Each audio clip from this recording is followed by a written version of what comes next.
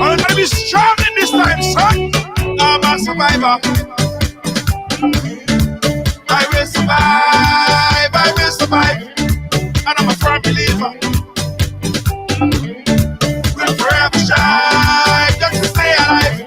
That's simple means say nobody can hold me, man. Nobody can drain my energy. Nobody can hold me sick. I will let alone negativity. Nobody can hold me, man. Nobody can drain my energy. Nobody can, nobody can. Everybody show me some strength. No weakness, show me a lion down. Strength, no weakness, show them who we are. Strength, no weakness, show me a lion down. Everybody strength, no weakness, show them who we are. Not when you roll. Your enemies, they must tremble. Your enemies, they must tremble. Yo, not when you roll. Everything has to humble. Everything has to humble. I'm a go-getter. I just go hard, I just go hard. And I'm a kind of fella. Put my trust in God, put my trust in God. That simple means say nobody can hold me, man. Nobody can drain my energy. Nobody can turn me sick. I will not allow negativity. Nobody can hold.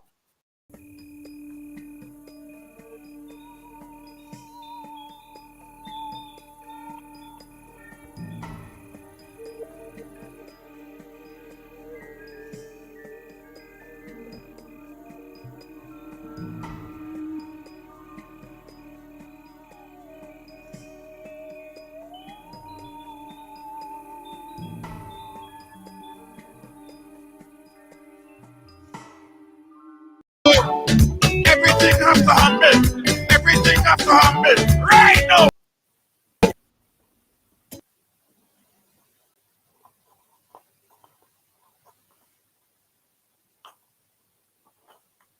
On the battlefield, you are tougher. All right, welcome to the ride. Welcome to the ride. Welcome to Tuesday on the ride. Yes, how you guys doing? Welcome to Ridealong Live. Gail, how you doing, my friend? Everyone on the ride along live. Lacey J, I see you guys today. Listen.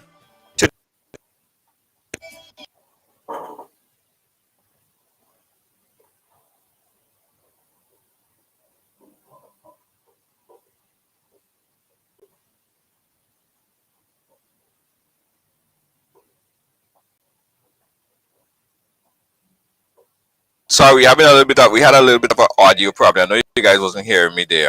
It seemed like whenever we have Jerry Edwin on the program, we have audio problems. Yeah. Hope that's not saying nothing about Jerry Edwin and the kind of person that he is. He come with a lot of. Nah, he doesn't. He's actually a good friend of mine. Guys, we have Jerry Edwin on the program today, and we're going to talk about so many things, so many updates of things. So you guys want to prepare for this one. It's going to be a healthy conversation. Let me know if you guys hear me now. If you hear me, put a thumbs up. If you hear me now, put a thumbs up. If you hear me, put a thumbs up, everybody. If you hear me, put a thumbs up. No audio still? Nah, you hear me now. Before we start, if you hear me, guys, put a thumbs up. Put a thumbs up. Put a thumbs up. All right. Thank you. You guys hear me fine. Yeah, I was saying, my good friend Jerry Edwin, he comes with a lot. You know what I mean? You got to prepare for Jerry Edwin, right? He's a defense attorney, hard-hitting defense attorney. And from the last program, we were discussing some elements of things, and it was so powerful, so dynamic that the whole system crashed. In fact, you guys couldn't see anything again. It just stopped working. So we had to reschedule. We had to cancel, and in the process of canceling, more things emerged. A lot more things emerged. Jerry Edwin is now the lawyer representing Miss Cheyenne Ambrose, the young lady who is right now was basically in a video she sort of admitted to I don't want to get any legal problems with Jerry, so I'll let Jerry explain what happened. But from what I heard on the video, it seemed like it was a confession video, right?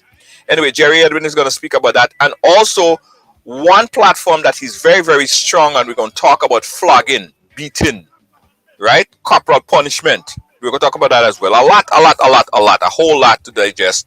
And also all the other things that Jerry Edwin get himself involved with. We're going to talk about that as well. Mouthful there said. Let me bring in Jerry Edwin, my friend. How you doing, sir? Listen, afternoon to you, brother. Good afternoon to you and to your audience. I know that we Grenadians are all over the world, and so to my fellow Spice Islanders, good afternoon to everyone. Yeah, Jerry. Good afternoon to you. And how you doing today, Jerry? How is everything today? Giving any? I mean, Well, everything good? I'm just living and sinning, brother. I'm just living and sinning. Yeah, yeah, Yeah, well, you know, they say the man they nail on the cross. yeah. Uh, they say he forgives all of us. So I want my forgiveness. I hear you. I hear you.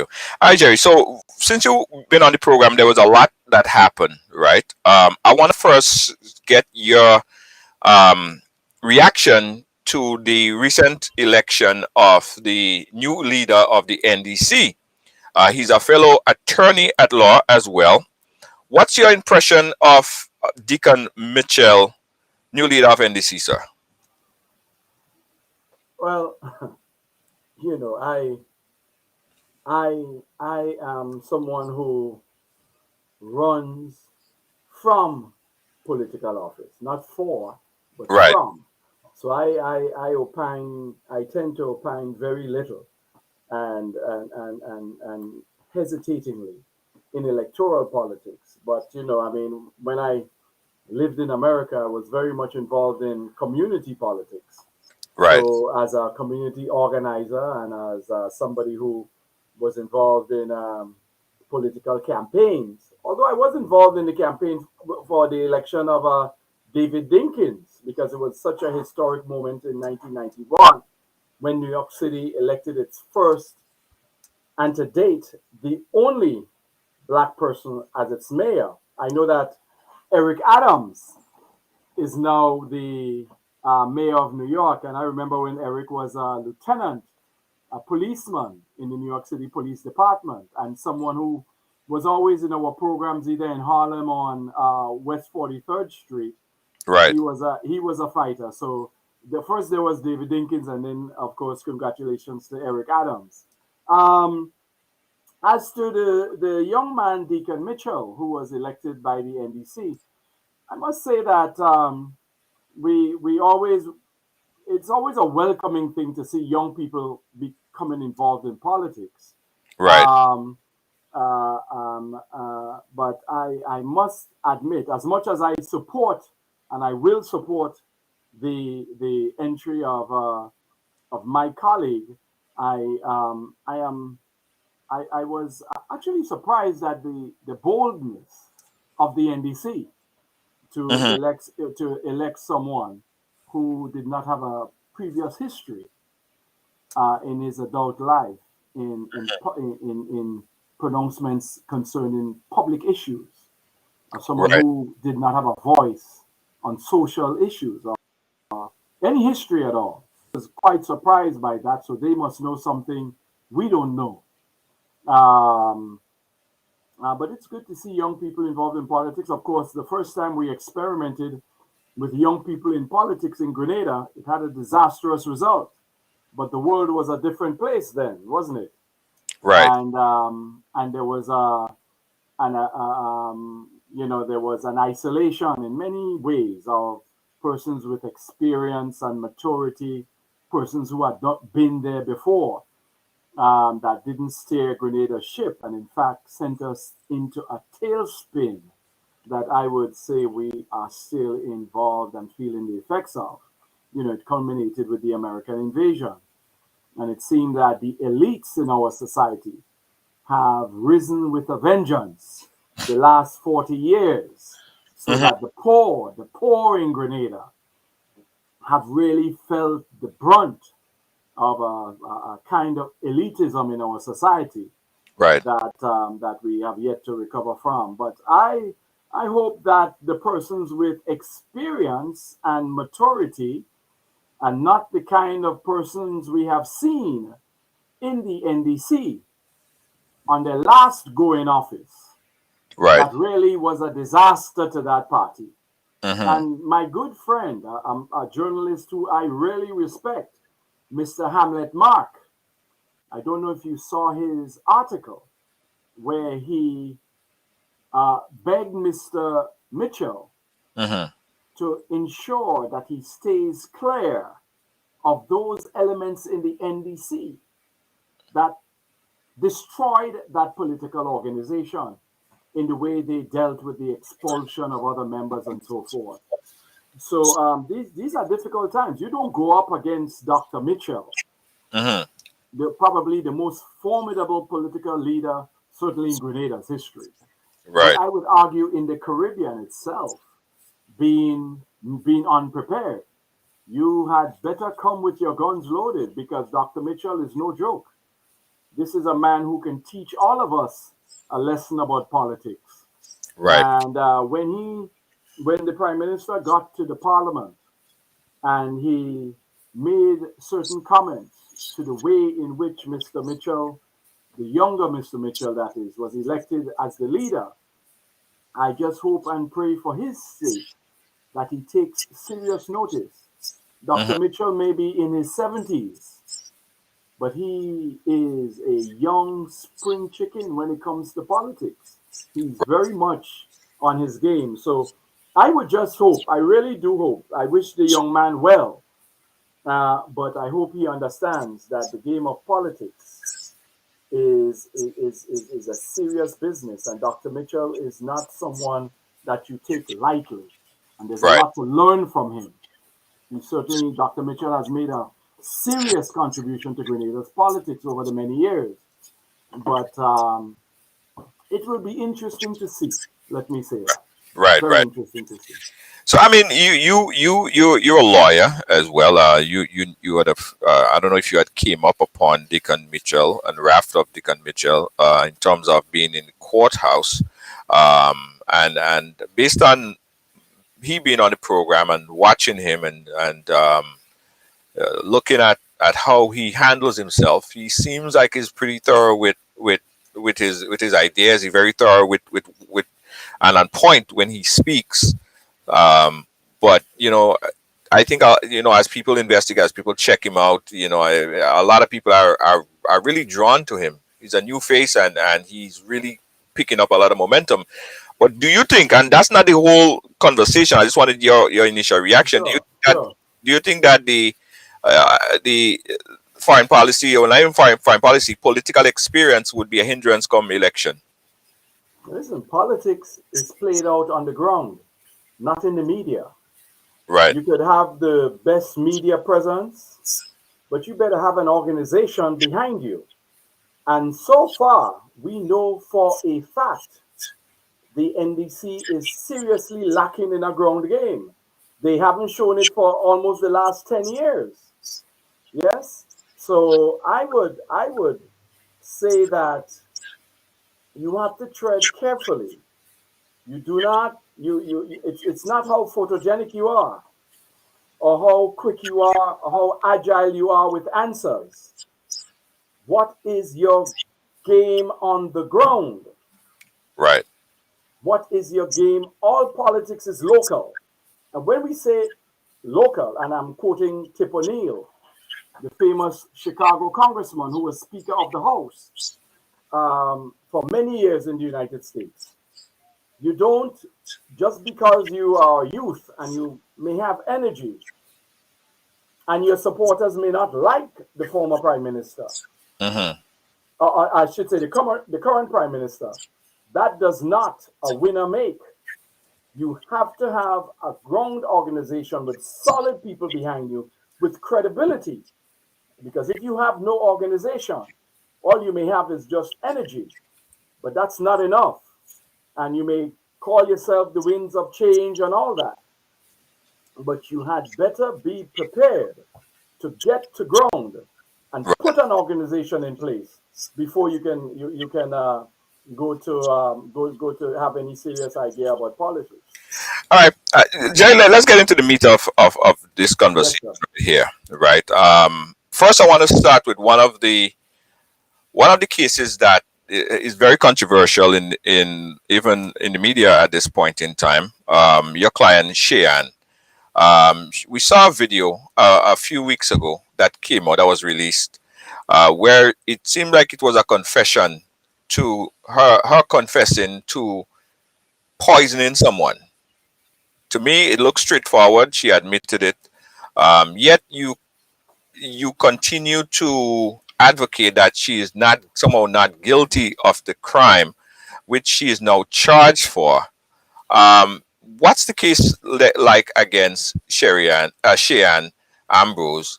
And if she admitted to the death of this individual, how is she not guilty? Well, let me say first that our well respected Director of Public Prosecution, Mr. Nelson, is not going to level charges unless he believes that there is sufficient evidence to bring the most serious charge against anyone.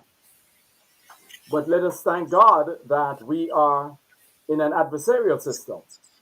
That is, you must prove your case in a court of law and prove it to the satisfaction of the jury of the peers of the person who is charged. Right. I did not see a confession. What I saw was a young woman who is and still is extremely fragile. Yeah. Who was concerned about what happened to her daughter, and she believed that she did something. Mm-hmm. Did she say, I caused the death of Clifford Marshall? Of course, she didn't say that. She didn't say that. She said, I believe I gave him something. Yes, we are all there. It's there for all of us to see. Is it admissible in court? Is it admissible in court? Yes. But certainly she's a young woman. I remember when she called me when she was arrested the first time, Mr. George, in Grenville. And she, in fact, was, I was concerned that she would injure herself. You see? This is not some hardened criminal who wanted to cause any ill, any harm to the deceased. And so what you saw was, I think, the speaking of her conscience. Her conscience. She was upset that she may have done something that has serious consequences for her. Yes? But we're in the early stages yet. I have not seen the toxicological report. Right. So I don't know how the sample was taken that caused her to be charged now. I don't know who conducted it, the procedure in which it was done, because there are certain protocols that have to be followed. I mean, if Mr. Marshall did in fact ingest something that caused his death, was the quantum of it, was the quantity of it the sole cause of his death? Did he have any underlying conditions? A whole number of things, Mr. George. Once we get into the court and start to dissect the case, I think that it may very well come out my client's side. As of now, I believe she's not guilty of the crime of non-capital murder. Right. Were the case against Mr. Marshall, where there were claims of abuse, sexual abuse of some sort to her younger daughter, has that been confirmed? Oh, absolutely. Let's very clearly. Yes, Mr. George, that is absolutely the case. That Shane and Andrew's daughter was in fact sexually abused by the deceased. That is without a doubt. What is also without a doubt is that Mr. the deceased, and I always like to speak respectfully of those who have gone on. Unfortunately, he had a history of committing such offenses, not here in Grenada, but elsewhere in the United Kingdom. He was guilty of committing such offenses and he was imprisoned for committing that kind of offense. And I've said it before, you know, this registry that our friends, your listeners, a lot of them in America are speaking of. They want a sex registry in Grenada. And even here at home, you hear people saying they want a sex registry. We don't need a sex registry in Grenada. Everybody in Grenada knows everybody else. What we need is a sex registry for persons who are deported back to Grenada. Boy, That's what we really need. Because we don't know who these people are. They've lived out overseas for 20, 30, 40 years.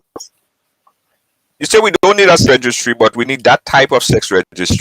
But what about the people in the community that would move from one community and move to another community, and then the people in the new community don't know of the person or what they have done? Wait, here in Grenada?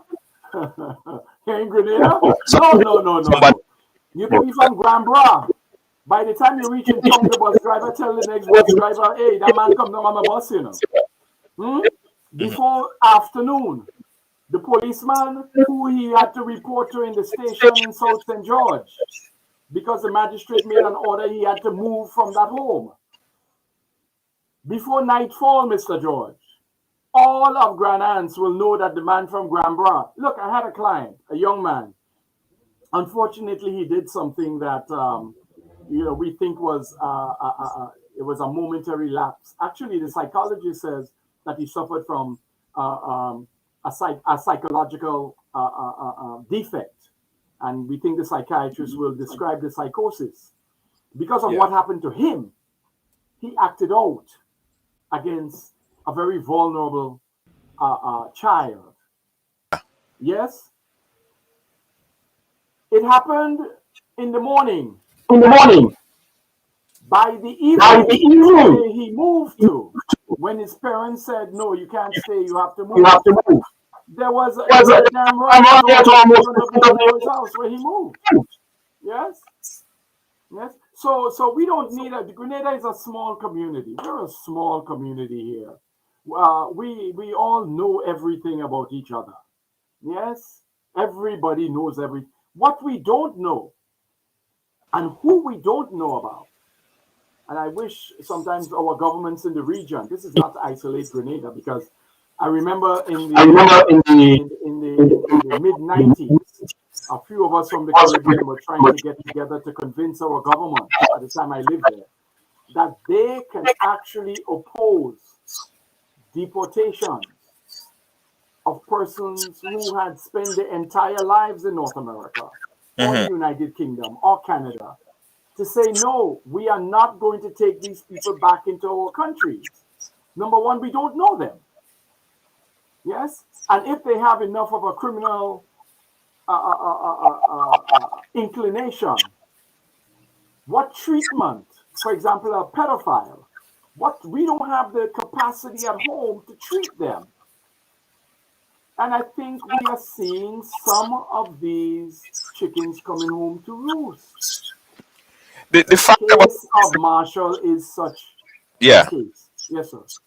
No, just to go back a little bit on the sex registry, this is not a referendum on a discussion on sex registry, but I firmly believe that it is needed because it's going to encompass what you spoke about, people who coming in from abroad and also people that's local as well, because we do know people that move from St. George's and they have to go to Carriacou or even prevent them from getting jobs that's with children, because if they have been have been found guilty or abused as a child in a certain village, of course they might move to Carriacou or some other place and get a job in the same field where they're exposed to other children. So that Mr. George.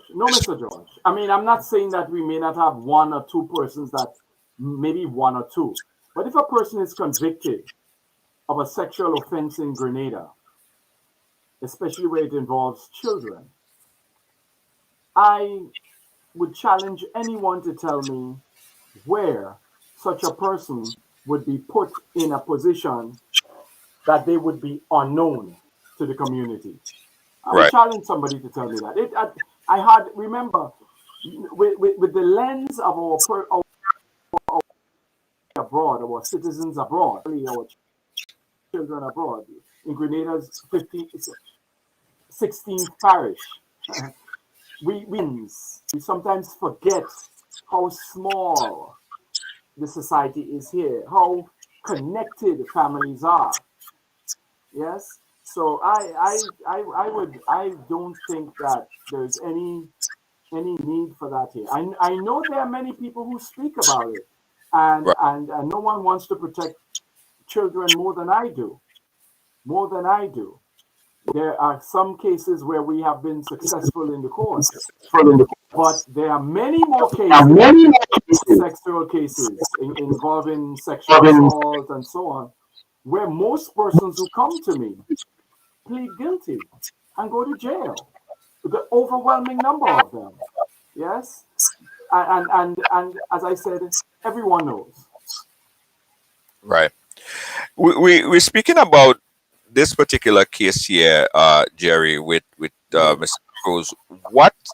How is she doing right now?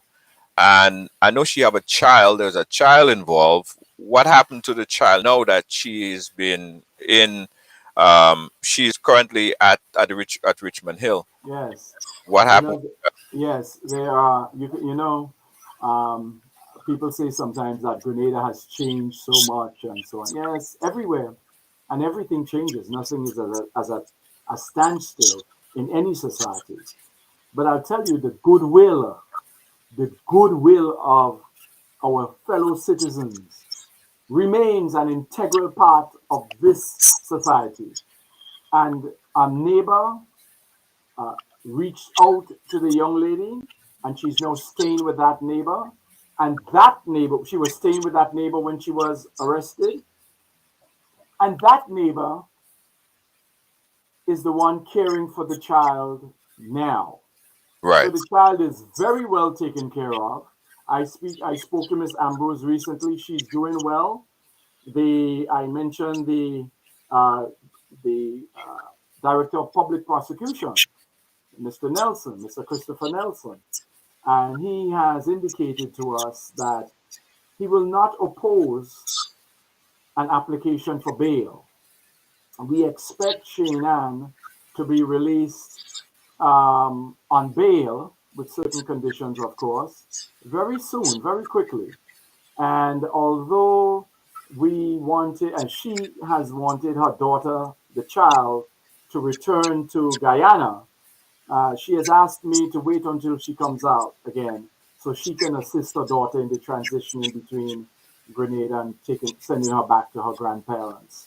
So I will undertake to do that as soon as Shinan gives me the green light when she's released again. But I don't want to leave it unsaid, speaking of goodwill, that Senator Rolanda McQueen, McQueen, Yeah. forgive me, the owner of Montpure, as soon as she heard about this case, she came forward and she said, I will take this young lady's bail. I will take, and she told me this, I am the one who's making it public, huh? So Mhm. anyone who thinks this is something political that the senator has in mind, I can tell you that's not the case. So she has indicated to me that she will take the young lady's bail, and she will even offer Shainan when she comes out on bail, she would offer her employment at her business, at her Montpure business. So there's a lot of goodwill here in Grenada still, tremendous goodwill. Right. What's the defense strategy going forward? Yeah, Uh, I'm not going to tell you that. I can't tell you the defense strategy going forward, brother. Nan, you don't have to give me the full defense strategy, but I know we was talking about exhuming the body, and I don't know if that's still a possibility. Are they going to exhume the body, or was a toxicology report taken before he died? I mean, there is no toxicology report with evidence that say that he ingested this. So what is the plan? What is the strategy? No, I am not saying there isn't a toxicological report. I'm saying I have not been provided that report. The first hearing was when the young lady was remanded 11 days ago. On the 12th, on Right. Thursday, she would be brought back into the court because the matter begins in all these matters in the magistrate's court. There's a preliminary inquiry, and then the matter goes up to the High Court if she's indicted. At some point, the magistrate will make an order that we are to receive all of the information on which the police relies to make its case. You know, television doesn't really tell us everything. In criminal trials, there are no surprises. Everybody gets to see the same information. If I have something that I want to rely on, I must give it to the prosecutor before the case begins. And similarly, if the prosecutor has any evidence, whether it exculpates, that is, it renders my client, it shows her in a good light, or it doesn't. If it's damning evidence, doesn't matter. Both sides must get it.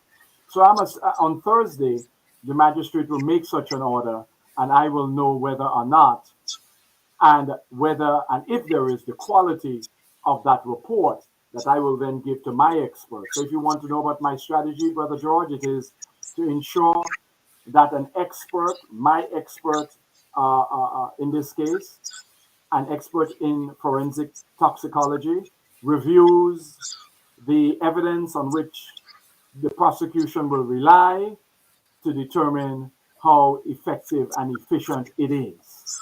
But Right. this young lady is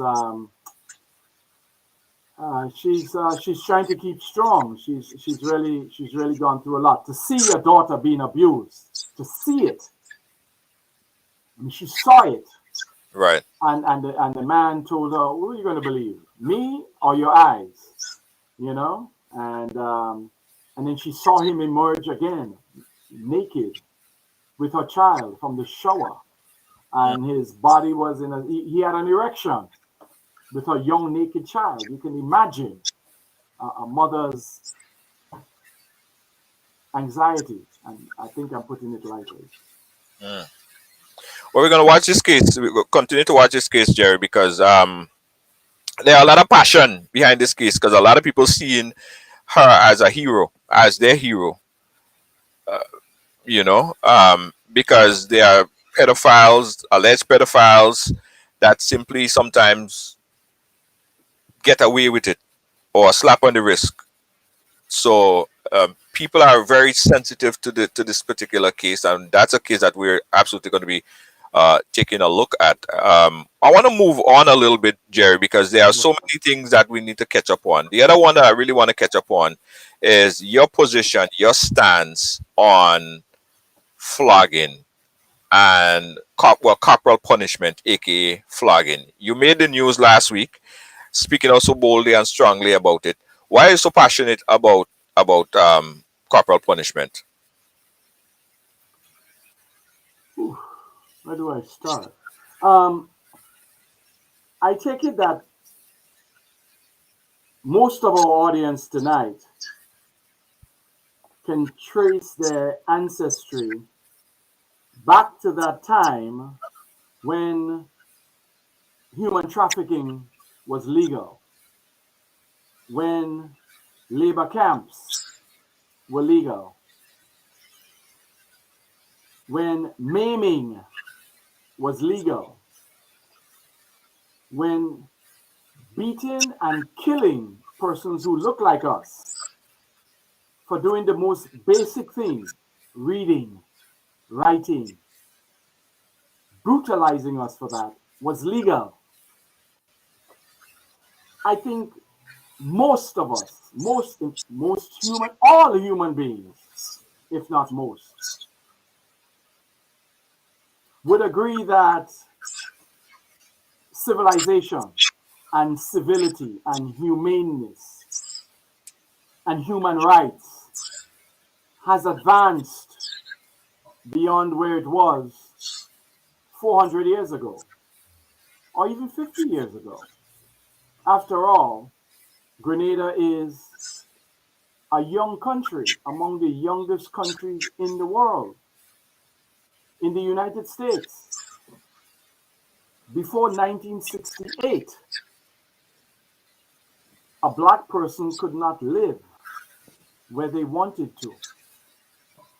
And certainly before 1965, in the United States, a black person could not vote. And before 1965, in the United Kingdom, there was no Immigration Act.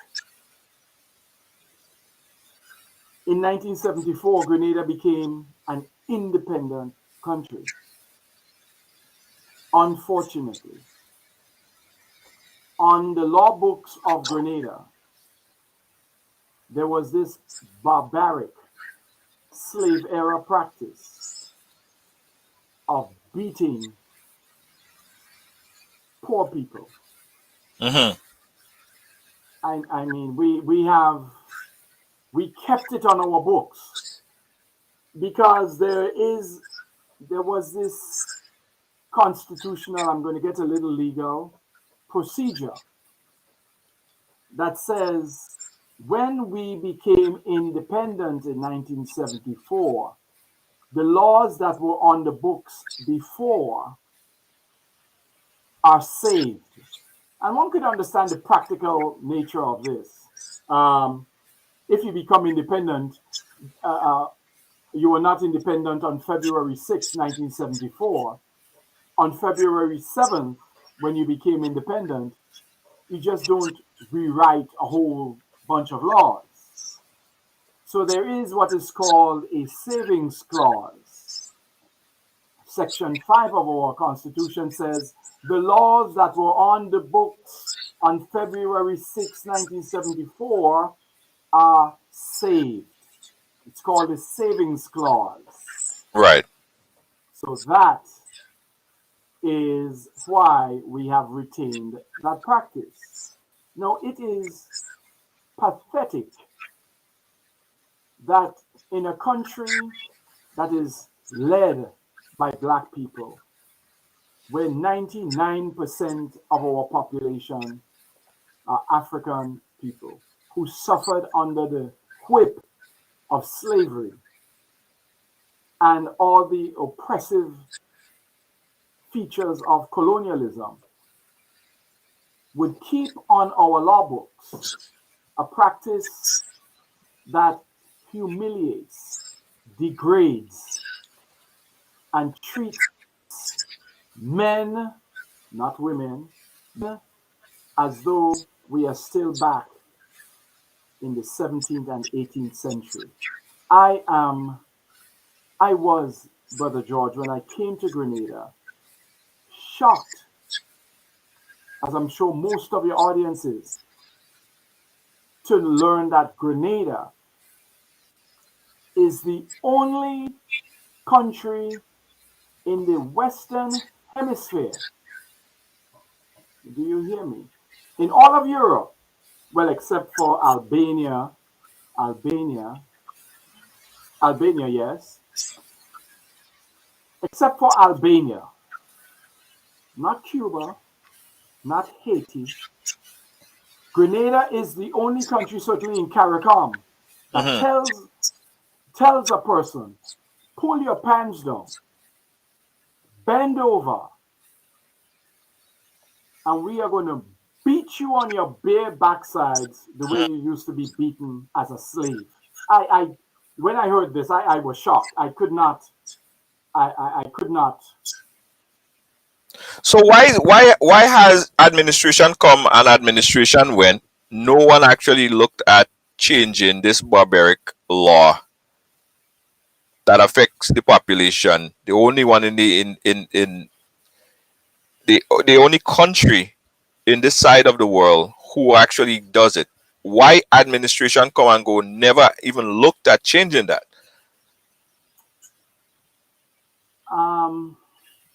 We also have a law on the books that says if you beat a drum 100 yards from a courthouse, that law is on the books. It is in violation. You hear me? If you beat a drum, boom, boom, boom, close to a courthouse, you are committing an offense. Now, why are these laws on the books in the first place? Well, it's because, and let me, who does this law of flogging affect? Yeah. Really? Yeah. Yeah. Because it goes on that. It goes deeper, but go ahead. Imagine that I have given you a job with my company. I am just starting off. I'm going to start a little media company. I'm going to call it Ridealong. I'm going to spend all my money and form this business. I'm going to take Jack John as my assistant. And every Friday, when I make a little $1,000, I'm going to give it to Jack John and I'm say, boy, Ridealong made $1,000 this week, go to the bank and deposit this money for me. Of course, Jack John brings back a receipt for me, and I trust Jack John, only to find out 20 weeks later that I've lost $20,000 because he gave me a fake receipt. According to the laws of Grenada, this is called theft by way of employment. Right. On the law books of Grenada, Jack John cannot be flogged for this offense. However, if Jack John was working for me and next to my land is a neighbor that has some beautiful Ceylon mangoes and nice coconut trees, nice jelly, sweet as sugar, and Jack John decides to leave my land and go and steal the neighbor's land. We call it Predia Larceny in Grenada. Poor Jack John, who all he have is a cutlass and an ability to climb the coconut tree. Once he is found guilty, Jack John is eligible for flogging. The crime of flogging is not enforced against money launderers, against persons who commit high crimes. The very sophisticated thieves who, they talk about people at banks thieving your money. Yeah. People thieving money in the stores, fraud, and so on. They're not eligible to be flogged. Not on the books, not on the law books of Grenada. The only person who is entitled to be flogged in Grenada is the poor. We can swing back to slavery and see what it was.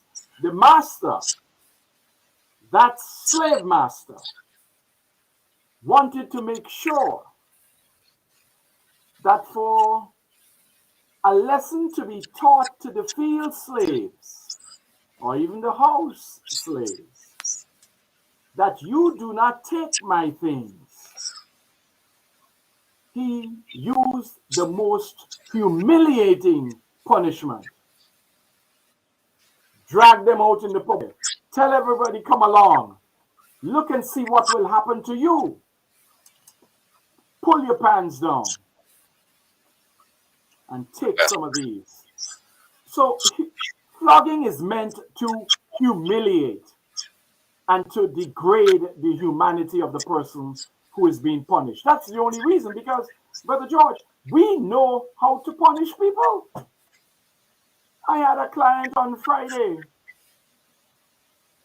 He and a fella got in a fight, and he couldn't find anything. He chopped the man. The judge gave him 9 years. He's supposed to get 15. I beg. I say, oh God, judge, he plead guilty. And the judge say, okay, you plead guilty. Under the law, you get a third off. Yes, he get 9 years in jail. We know how to punish. You steal somebody's money in Grenada by way of employment, you either pay it back or you get 5 years in jail. How about pedophiles? We know how to punish. How about pedophiles? Do pedophiles get corporal punishment? My brother, this is this law, well, who is the biggest pedophile in the history that we know of? The slave master. The slave master raped your mommy. He raped your sister. You think he's going to put in flogging for himself? Of course not. Of course not. So pedophiles are not flogged. Rapists are not flogged. So if it was intended to really punish, if punishment was the true motivation of flogging, we would see a whole host of other crimes being meted out under the law books of Grenada with flogging. This is straight out of the playbook of the slave master. Why didn't they do it in Grenada? I don't know. I can't speak for them. I'm not looking around to see if they come in and join this campaign. I know, you know, every one of us know that this is a degrading punishment. And Grenada, I mean, I can't believe this. I mean, even in schools, even in school, I grew up, I mean, my first day in GBSS, I think I break the record for it, huh? My first day in GBSS, some teacher told me something I didn't like. I was 11 years old. And the headmaster gave me 4. So we have this thing now in Grenada, and we wonder sometimes where it comes from. People beating their children, everything, licks. And then you have this explosion of domestic violence. Men want to sleep out on their women, and when they get a sense that the women doing it to them, licks, beating. Domestic violence is off the hook in Grenada. There is, we cannot tolerate state violence in the form of flogging. If I may, permit me to read some of the papers that the government put in. Because and this is not an NNP NDC issue. Right. Because when the NDC was in power, I brought this constitutional motion in 2016. And I asked the NDC for a statement against it. And it is only 2 days ago, the first time any leader of the NDC, and Mr. Deacon Mitchell, was the only one to make a statement. And he said, I am totally against this. It must be outlawed. Right. I have asked Dr. Mitchell's government to please use your pen, because they have the overwhelming majority in Parliament. Put a line through this punishment and let us end it. Because we don't coddle prisoners in Grenada. We don't coddle people that do wrong. You do wrong, you do your time. We are a civilized country. We don't accept criminal conduct, but we shouldn't humiliate people. We shouldn't take people's dignity away. Yes, our courts around the world have agreed. The Human Rights Court in Europe, or even Zimbabwe, the poster child of bad government, has ended corporal punishment. Saudi Arabia, where you can get 1,200 strokes. Of course, they give it to you over time. But you know, we have this, we don't realize where we get it from. Our parents, some parents think it is normal to just pick up a whip and beat their children. I don't know, Brother George, the harshest punishment, capital punishment, whether it's by needle, by rope, whether it's the hangman's noose or the hypodermic needle, that has not stopped crime. So anyone who says, well, we've got to beat them so they will stop, has their head in the sand. Crime, unfortunately, is as human as breathing, unfortunately. So that's why I say it's out of the playbook of the slave master. And we are free people here. And I don't know why Grenada continues to humiliate people, people that do wrong. We really must stop. And I am praying that Dr. Mitchell and his government will soon do this.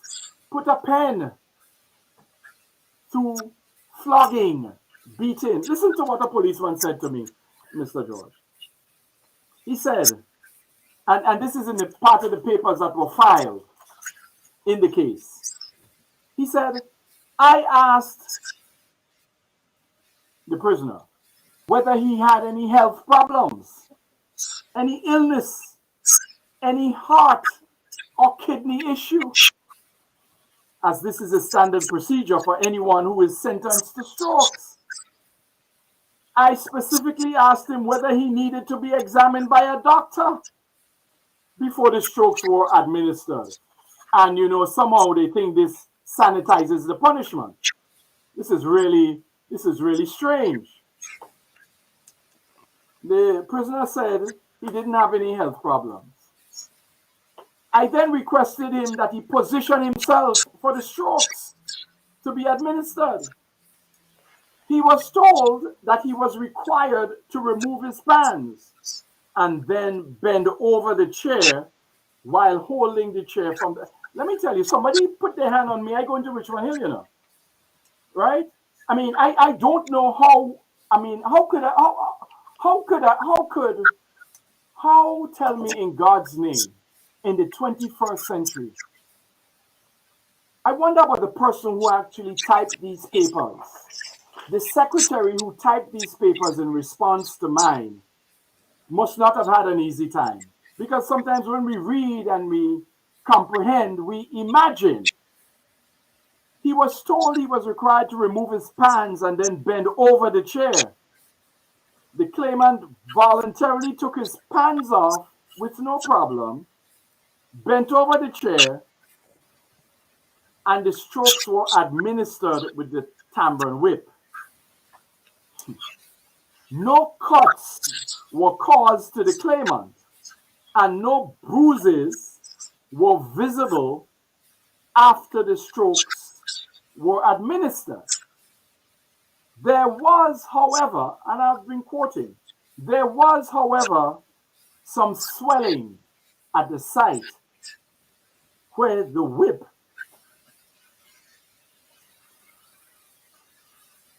where the whip made contact with the prisoner's skin. Black and white. They wrote that. Now, imagine that. So, what if the person administering the stroke is 300 pounds and a bodybuilder? Police officers like to build up, some of them, prison officers. And what if he was a little midget of a guy? Mm-hmm. I just wonder. I wonder about the victim, because the person getting the strokes is clearly a victim.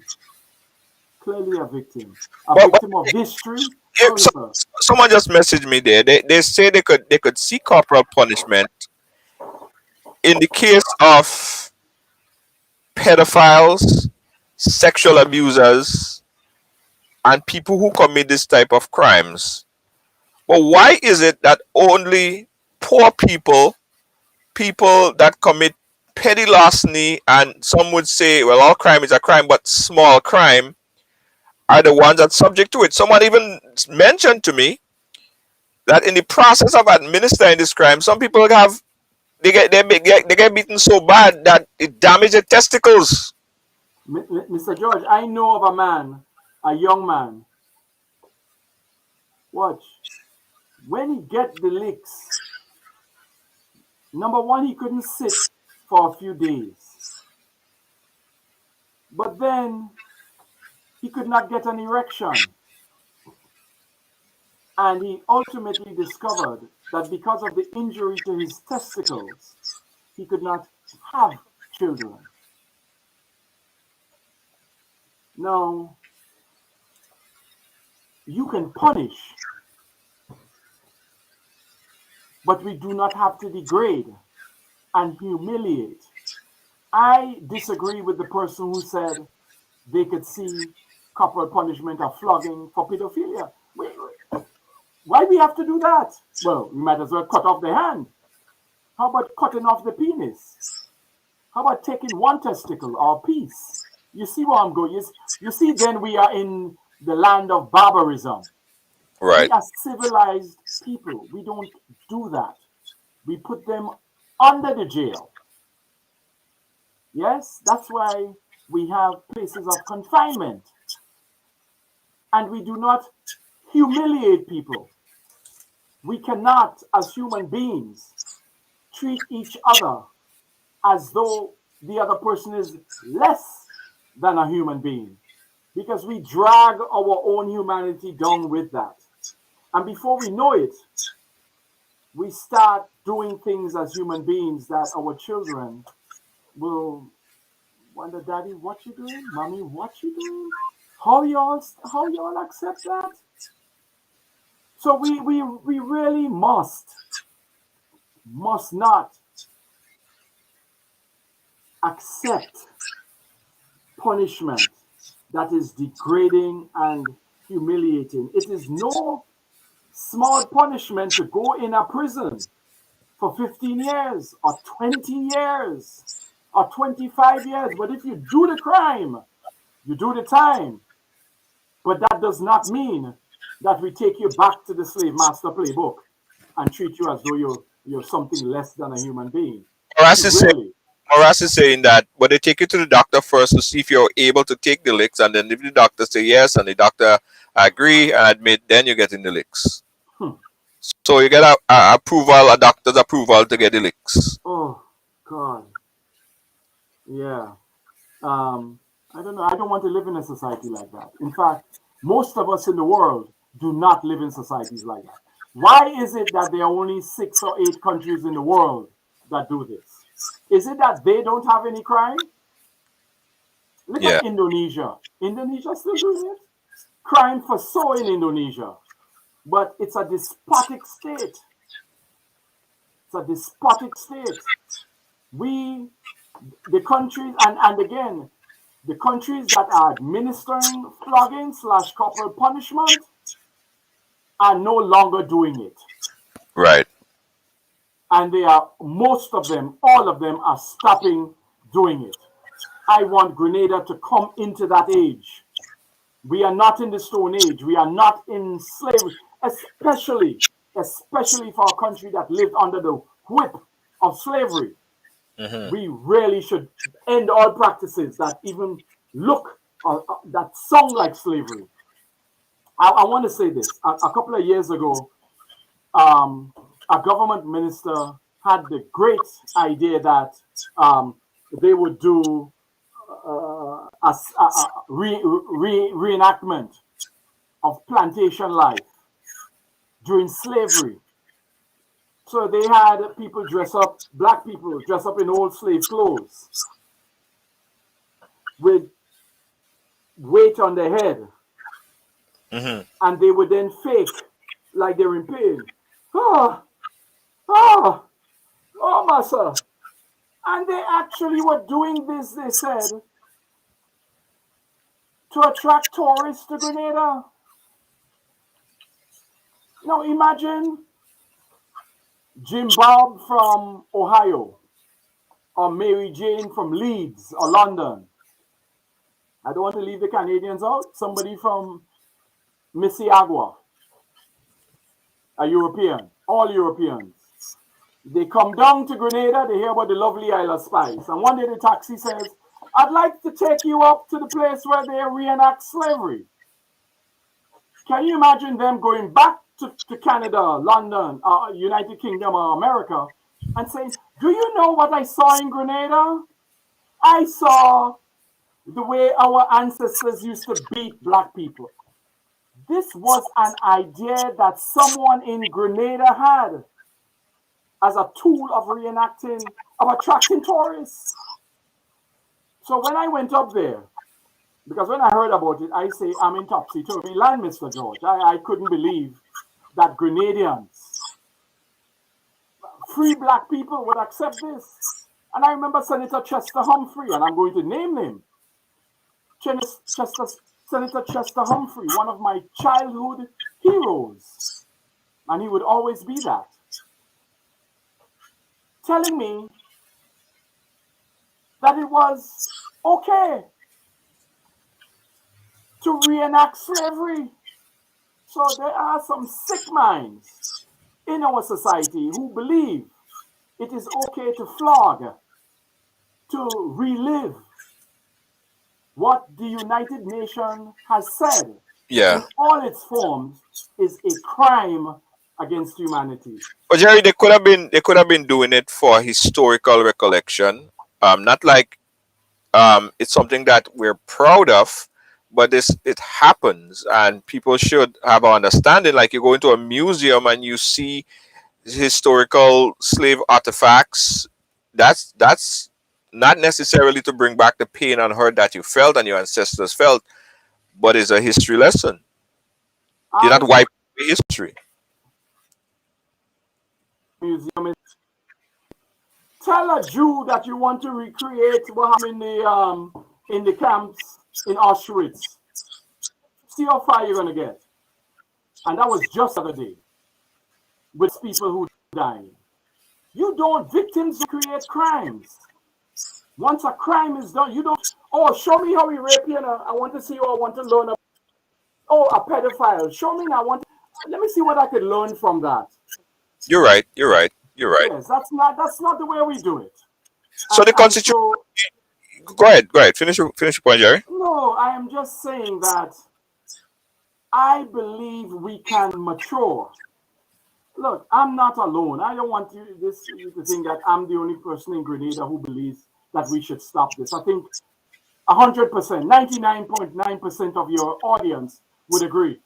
And I am heartened that Bishop Harvey, the head of the Catholic Diocese in Grenada, unknown to me because a church is not a place I frequent, that he has been speaking out against this practice of this slave era practice. So I'm making news here tonight to say that Bishop Harvey has, I would hope, joined our campaign, because I believe all Catholics, all Christians, Protestants, all of them would agree that we need not go back into the era of slavery to punish our people, in particular when it is the poorest, the most vulnerable among us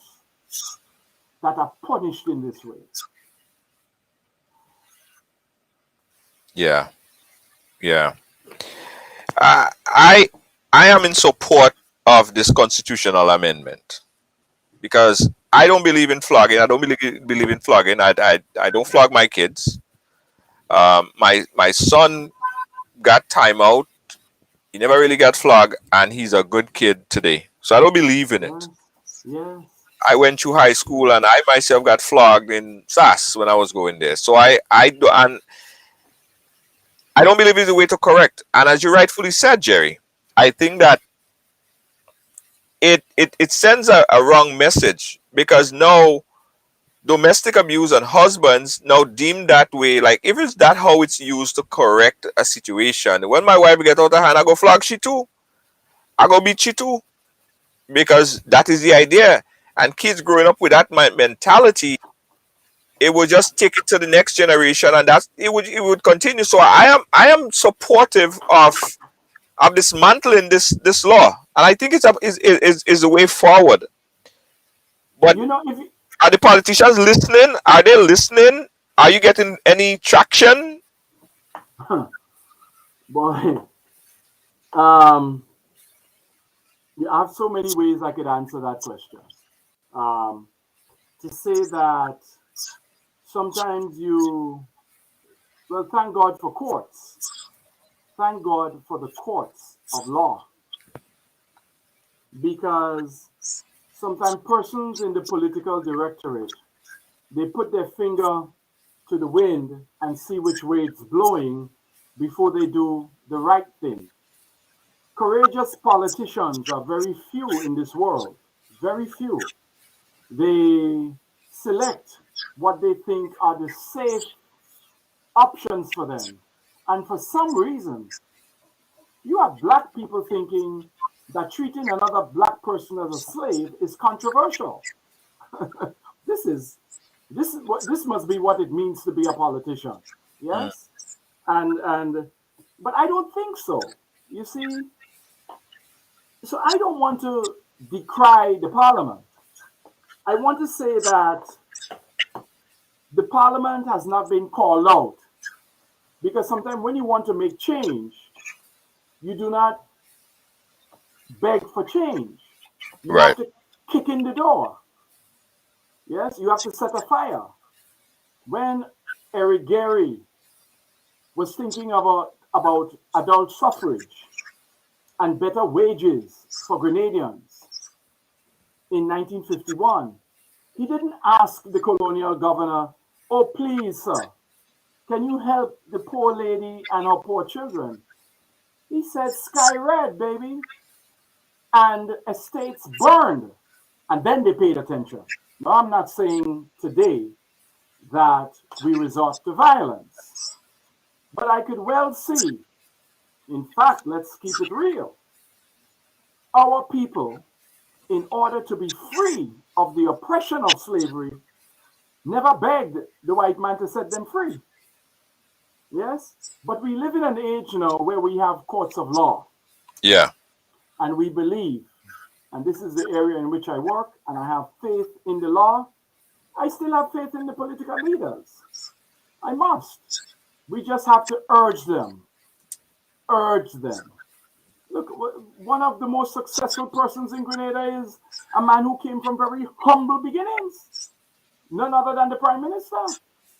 Right. Yes, his parents were farmers.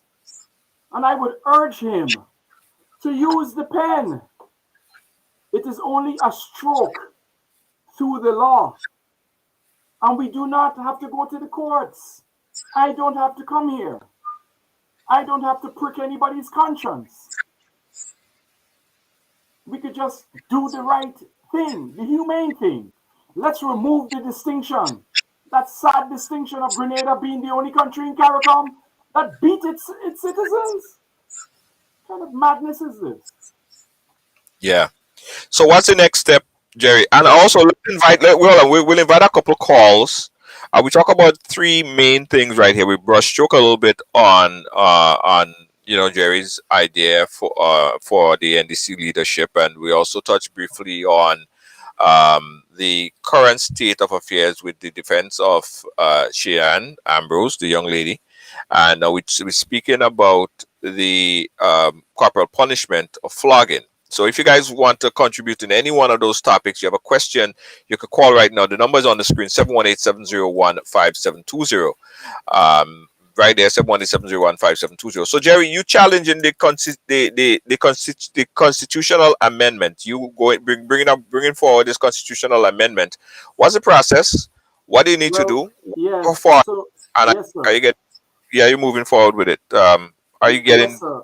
So the punishment of flogging is actually in the criminal code of Grenada.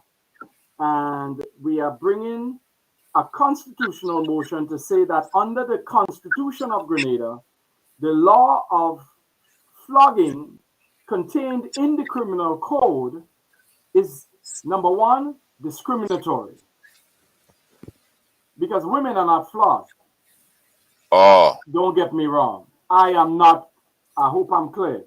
I am not calling for the flogging of women. Yes? But the law as it's written now, we stopped flogging women in Grenada in the 1850s. Yes? I think in Barbados they flogged women as late as the 1880s. But we are saying, because laws cannot be discriminatory. That's just a basic constitutional and a basic legal edict. Right. That Yeah. laws are to be equally applied to everyone. So we are challenging the constitutionality of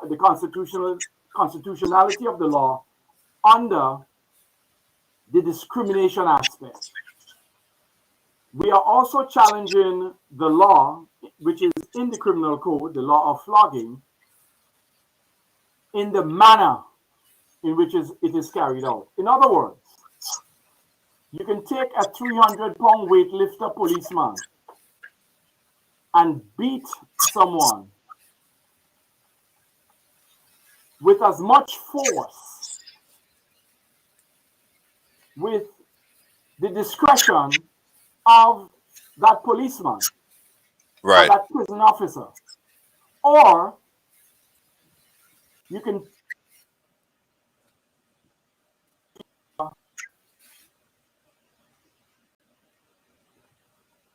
that the manner in which the flogging is carried out is arbitrary. They could do what they want. Mm-hmm. We are saying too that it is cruel and inhuman. Ipso facto, the thing speaks for itself. It is. Right. So the next step, the hearing actually is on February 1st. We're going to have a hearing in the court that would determine whether the law would stay or whether it will fall. What we are asking is our political leadership here in Grenada, the government, to say, let's not wait on the courts. All politicians say, I care about people. I love people. That's what they say. We're saying, show me the love. Right. Show me the love you have for people, and use the pen and strike out the law. You have the whole parliament. The ayes have it. We could do this next week. Right. So we are waiting. So we are ready to go to the court. But it's a crying shame, and it makes you literally want to cry that we would still have such a law on our books. So that's the next step, to go to the court to have a hearing and have the arguments for and against. Right. No, it's something that I think we're gonna put our eyes on, Jerry. I'm passionate about it. And I would like to see the backs of corporal punishment. Yes. And the mentality and the idea, I think it instigates domestic abuse. It stretched far. It's a far-reaching problem, and it goes into the mindset of people and how they deem they could use that flogging as a control mechanism.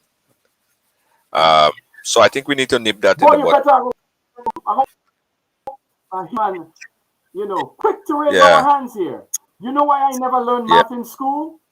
I didn't. I actually had to go to university to learn math. In fact, my wife was making the same point. Because my math teacher, if you don't learn something, strap on the back. Yeah. And we're in the category, my friends. Not too many other people have this experience. Oh, you can't learn, but you're telling you 35a plus xby equal x squared t. You can't get that. Boom, boom, boom, take that. I mean, imagine that. Imagine that. That's not positive reinforcement. But that is part of our culture. And I see it in domestic violence. Men believing that they have the right to beat their women. And you have police officers who do the same thing to women. And and sometimes they come, they talk to the man when the woman can't take it anymore. And then they go. Yeah. Jerry, we'll keep an eye on this case. It's time to wrap up. Past that time already, but we'll keep in touch, Jerry. Thank you, brother. On the case, especially the one with Flog. And thank you to your audience hearing me. I can see that some people don't agree with me on young Deacon Mitchell, but I call it because I see it. Politics is a game. It's not because you're enthusiastic that you win office. You better come with a Right. ground game. You better come with a ground game. And thank Okay. you again. Jerry Edwin himself. Thank you again. Guys, right along live. Thank you. Good night, sir. Good night, everyone. Mr. Jerry Edwin, of course, always speak passionately about whatever is on his mind. Did just that today. All right, guys. Regardless of what side of the conversation you sit, Jerry did make some good points, especially how the flogging on the books correlate to domestic violence, right? And how the it is not straight across the board because it's only men on the law books right now that get flogging, and the law supposed to be equal straight across the board, and it's not. So that's a good stance. That's a good ground right there. I guess if you guys want to continue following it, this particular case, you could. Well, we're gonna keep posting updates on Ridealong Live. If you have access to Jerry Edwin and his outlets, you could do that as well. But I'm supportive of that, guys. I am in support of seeing the backs of corporal punishment in schools and teach parents a different way to correct their children than to beat them. I don't think that is the right way.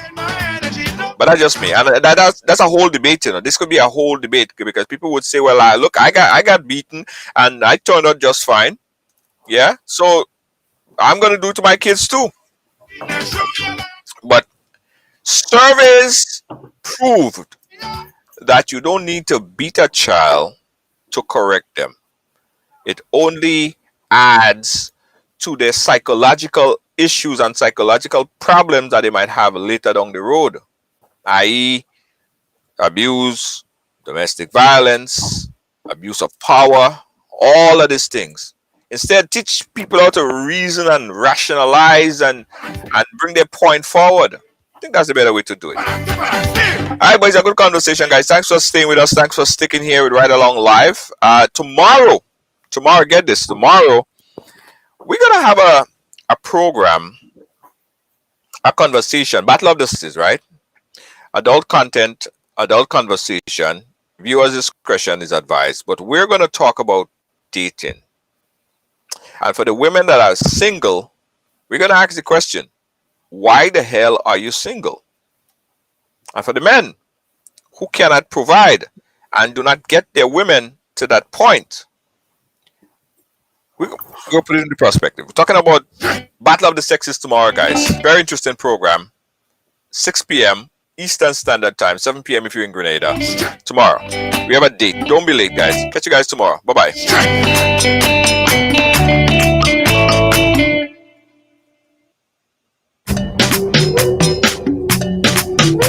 Yeah. Let me just big up our sponsors right now. All Pro Health Lab. Now, All Pro Health Lab is a 24-hour, 7 days a week enterprise business that provide COVID-19 tests specifically for work and travel. So if you're looking for a quick COVID-19 test and you're in the New York area, they'll even come to you.